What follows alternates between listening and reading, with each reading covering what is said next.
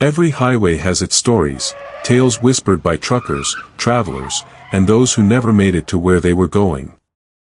Out here, in the middle of nowhere, under the hum of flickering streetlights, time doesn't move the same.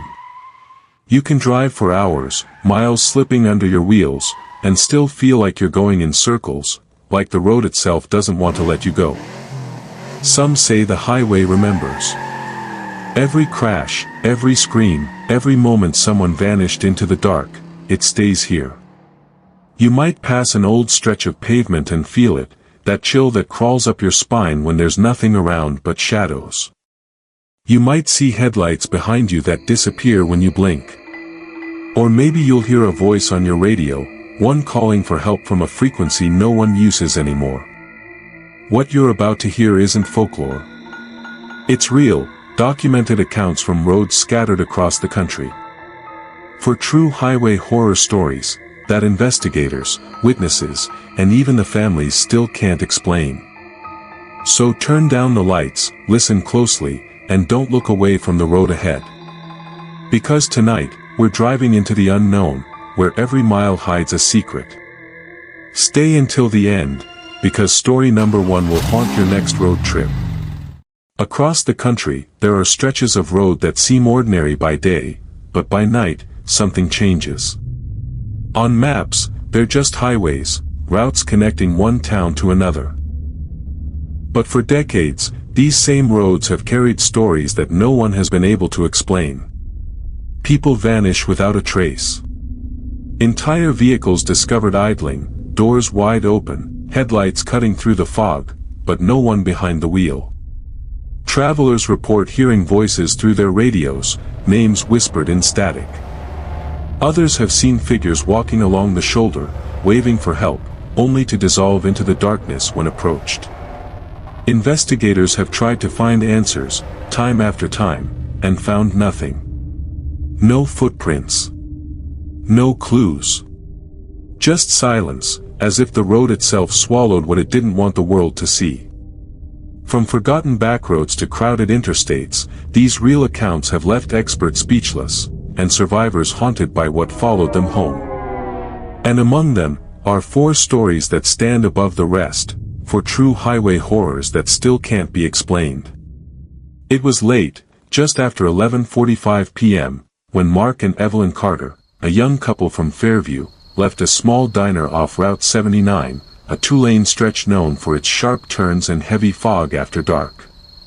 They had spent the evening celebrating Evelyn's birthday, a quiet dinner, laughter, and a few photos taken by the neon glow of the diner's sign. Their destination was home, a 40-minute drive north. A drive they had made countless times before. Before they left, Evelyn called her sister. Witnesses say her voice was light, cheerful. She said, "We're on our way.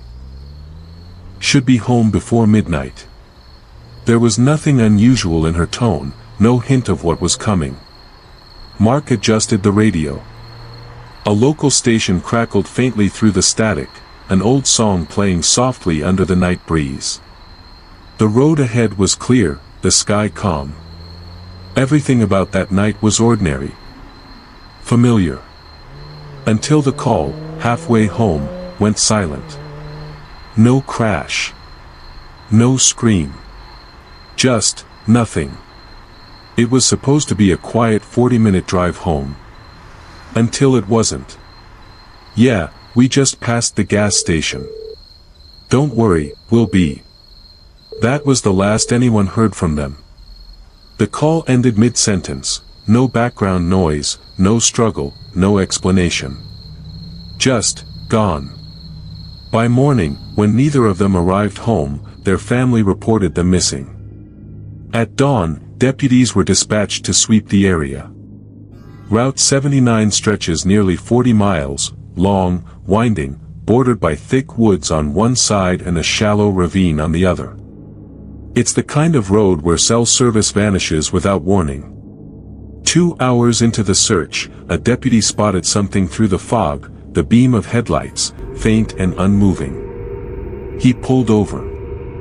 The vehicle matched the Carter's description, a silver sedan, parked halfway off the shoulder, engine still running. The dashboard clock read 12:08 a.m. The front doors were unlocked. Inside, Evelyn's purse was on the passenger seat. Mark's phone was wedged between the seats, still recording a voice memo. Nothing but low static and the sound of the car's idle. The driver's door hung open by a few inches, swaying in the cold wind. There were no footprints on the roadside. No tire tracks leading away. No signs of a struggle. Just the car, idling quietly on an empty stretch of highway, headlights cutting through the fog, steam rising from the hood like breath in the cold.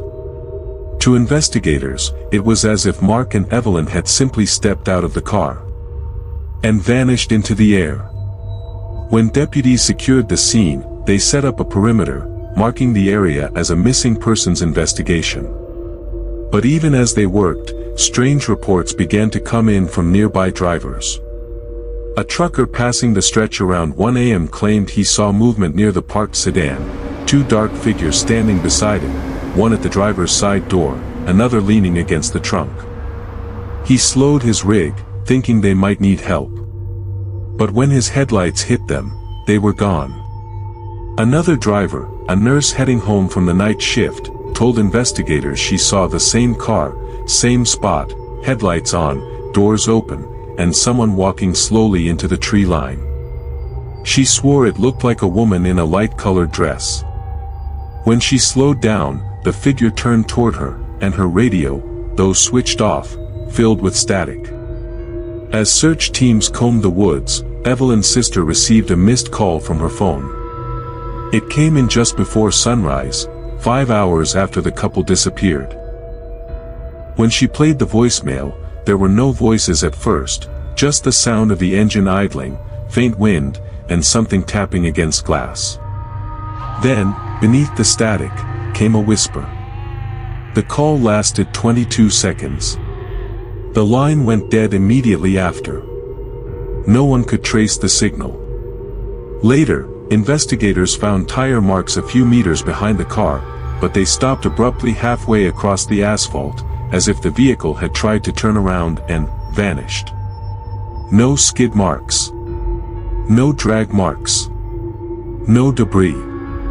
Just black streaks burned into the pavement, ending in the middle of nowhere. For weeks, the area was searched, mapped, and scanned from the air. Nothing. It was as if the road had swallowed them whole, and left their car behind as a reminder. Days turned into weeks. Search parties covered every mile of Route 79, every dirt path leading into the woods, every creek that ran beneath the old bridges. But there were no tracks. No footprints. No trace of Mark or Evelyn Carter. Their car was towed from the roadside, impounded for analysis, and yet, investigators said the engine oil was still warm when they found it, as though the couple had stepped out only moments before. No fingerprints beyond their own. No blood. No signs of a struggle. Just emptiness. In the months that followed, locals began avoiding that stretch of Route 79. They said that sometimes, on foggy nights, when the air turns heavy and the mist hangs low, headlights appear where the Carter's vehicle once sat. A silver sedan, parked just off the shoulder, engine quietly running.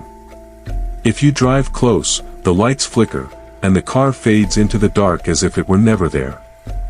Those who've seen it say it's always the same scene, driver's door slightly open, the faint sound of a woman's voice whispering through the static of the radio. And when you pull over to look, the air turns cold. And the road, for a moment, feels endless. The bodies of Mark and Evelyn Carter were never found. The case remains open, and the road remains restless. If you saw a car like that, in the middle of the night, would you stop? Highway 23 runs through a quiet stretch of farmland and pine woods, a long, empty ribbon of road connecting two forgotten towns. Locals call it the Mile of Tears. Over the past 20 years, that highway has been the site of more than a dozen fatal accidents, cars found overturned, drivers ejected, passengers gone missing. Some say the fog that rolls in just after midnight makes it impossible to see more than a few feet ahead. Others believe there's something else that lingers there. On a cold November night in 2018, Daniel Reeves, a delivery driver heading home after a late shift, was making his way down that same stretch of highway. He'd been driving for hours, fighting fatigue, eyes half closed, the road stretching endlessly ahead. Then, he saw her. A woman, standing on the shoulder, dressed in white, soaked from the rain, her hair clinging to her face. She was crying. At first, Daniel thought she'd been in an accident. He pulled over, rolling the window down just enough to ask if she needed help. She didn't answer at first. Just stood there, trembling, one arm raised as if pointing somewhere down the road. Finally, through the sound of the rain, she whispered, "Please, take me home." Daniel unlocked the door. And the moment she stepped inside, the air turned cold. Daniel asked where she lived. Her voice was faint, almost fragile, like someone speaking in a dream. She gave him an address on the outskirts of Harlow County, about 10 miles away. "Just past the old bridge," she said. Then she folded her hands in her lap and stared out the window. He tried to make conversation, asked if she'd been in a wreck, if she needed to call someone. But she didn't respond. Her eyes stayed fixed on the road ahead. Daniel later told police that the air inside the car began to feel wrong. The heater was running full blast, but it felt like the temperature kept dropping. He could see his breath misting in the air. The radio, which had been playing a talk show, started to cut in and out. Voices warbled into static, then dissolved completely. He reached for the dial, trying to fix it. But every station was the same. Just static. Through the noise, he thought he heard something faint, like a woman humming. He turned to ask if she was all right. She was sitting still, hands folded, eyes closed. They drove for a few more miles. The rain had stopped. The road was empty, no headlights, no taillights, no sound except the engine's low murmur. When Daniel looked back to the road, the address she'd given was just a few minutes away. Then, nothing. The seat beside him was empty. No door had opened. No sound of footsteps. Just the faint creak of the seatbelt, still fastened, still buckled tight, around nothing. She was gone. No trace. Only the lingering chill that clung to the air, and the faint scent of rain. On a seat that was completely dry. Daniel followed the narrow lane, headlights cutting through the mist, until he reached the house the woman had given him. It was old, weathered, and quiet, the kind of place where every creak of the porch echoed in the night. He stepped out, keys jingling softly, and approached the door, heart pounding, trying to make sense of the impossible emptiness beside him in the car. He knocked. After a long pause, the door opened. An older woman stood in the doorway. Her face was pale, lined with years of worry. Her eyes widened slightly at the sight of Daniel. Daniel stammered, trying to explain, the crying woman on Highway 23, the ride, how she'd vanished inside his car. The woman listened silently, then her expression shifted, a hollow sadness overtaking her features. "That's my daughter, but she died 10 years ago on that road." She told him how her daughter, Emily, had been killed in a car accident on that stretch of highway, a stormy night nearly a decade ago. Her body had been found days later, less than a mile from where Daniel said he picked her up.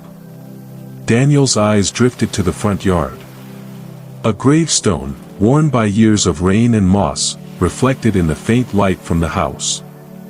And then, through the glass of the window beside the door, he saw her, the same woman in white, standing just behind him.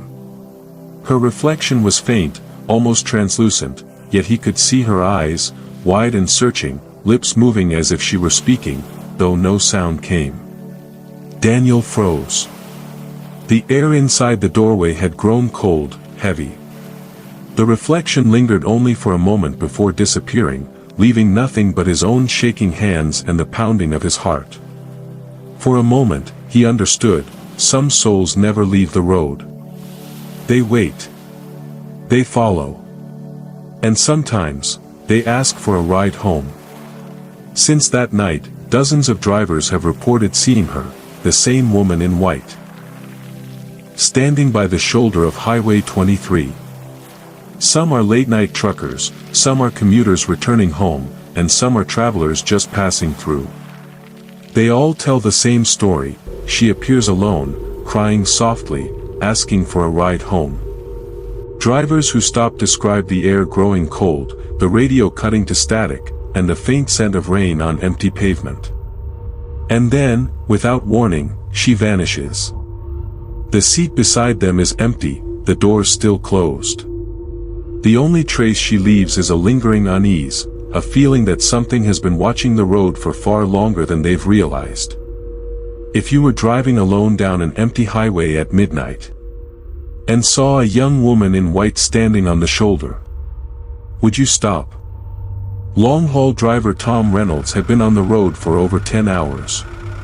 His route stretched across state lines, cutting through rural landscapes, endless stretches of highway, and dense forests where cell service disappeared as quickly as the sun. This wasn't an ordinary highway. Locals avoided it after dark. For decades, it had earned a reputation for accidents, vehicles found overturned, cargo trucks abandoned, strange lights seen moving along the tree line. Stories of phantom drivers and unexplainable crashes had circulated among truckers for years, whispered in CB radios during late-night runs. Tom had heard the rumors. Some called it the highway that keeps its secrets. But tonight, he had a schedule to keep, miles to cover, and deliveries to make. The road was empty. The sky overcast. The only lights were the faint glow of his dashboard and the occasional reflection of his headlights on wet asphalt. He didn't know it yet, but tonight, he would encounter something no GPS, no experience, and no amount of driving skill could explain. Miles into the night, Tom noticed something in his rearview mirror. A pair of headlights, bright, wide, and impossibly close. At first, he thought it was another long-haul truck catching up. But as the minutes passed, it stayed right on his tail, never falling back, never moving past. He tried adjusting his speed. Slowed slightly. The truck behind him slowed too. He sped up. The truck matched him, perfectly synchronized, as if it were reading his every move. He signaled and pulled onto the shoulder. The lights followed, mirroring him inch by inch. Tom reached for the CB radio. He tried to hail the truck, but all he got was static. Then a voice, low, distorted, and urgent, came through. "Don't stop, keep driving." Heart hammering, Tom gripped the wheel tighter. The lights in the mirror seemed impossibly large, stretching across the entire lane, yet somehow maintaining a perfect distance, too close to be safe, too deliberate to be random. Hours passed like minutes. The highway never changed. The other truck never fell back. Every attempt to lose it failed. And in the cab, the temperature seemed to drop. The hum of his own engine felt hollow, as though another presence was moving alongside him, invisible, but inescapably close.